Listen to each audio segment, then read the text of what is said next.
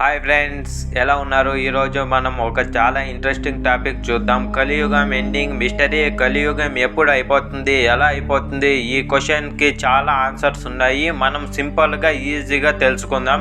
Ready కదా? హిందూ శాస్త్రాలు 4 యుగాలు ఉన్నాయి. సత్యయుగ, త్రేతాయుగ, ద్వాపర యుగ అండ్ కలియుగ. ఇప్పుడు మనము ఉన్న యుగం వచ్చి కలియుగం. శాస్త్రం ప్రకారం కలియుగం టోటల్ టైం 4,32,000 ఇయర్స్. ఇప్పటికి ఆల్మోస్ట్ 5,000 ఇయర్స్ అయిపోయాయి అని చెప్తారు.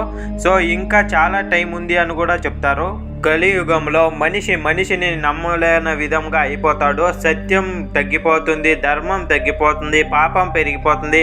మనం ఇప్పుడు చూస్తున్నాం కదా, వార్స్, కరప్షన్స్, క్రైమ్స్, డిసీజెస్ అన్నీ పెరిగిపోయాయి. ఈ థింగ్స్ అన్నీ కలియుగంలో జరుగుతాయని అప్పుడే చెప్పారు. ఈ కలియుగం ఎండింగ్లో విష్ణు భగవానుడు కల్కి అవతారంలో వస్తాడు అని చెప్తున్నారు. వైట్ హార్స్ మీద ఓడి స్వార్డ్స్తో ధర్మాన్ని రీస్టోర్ చేస్తాడు అని పురాణాల్లో ఉంది. సమ్ పీపుల్ అంటారు ఇది లాక్స్ ఆఫ్ ఇయర్స్ తర్వాత జరుగుతుంది. కొన్ని అంటారు ఈ యుగం ఫాస్ట్గా నడుస్తుంది. సో ఎండింగ్ ముందుగానే వచ్చే అవకాశం ఉంది అని.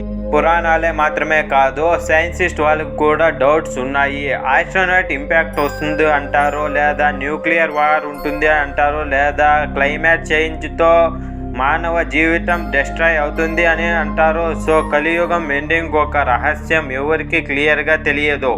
మీరు ఇమాజిన్ చేసుకోండి, ఒక మార్నింగ్ న్యూస్ ఓపెన్ చేస్తే కల్కి అవతారం వచ్చేసాడు అని వస్తే ఎలా ఉంటుంది?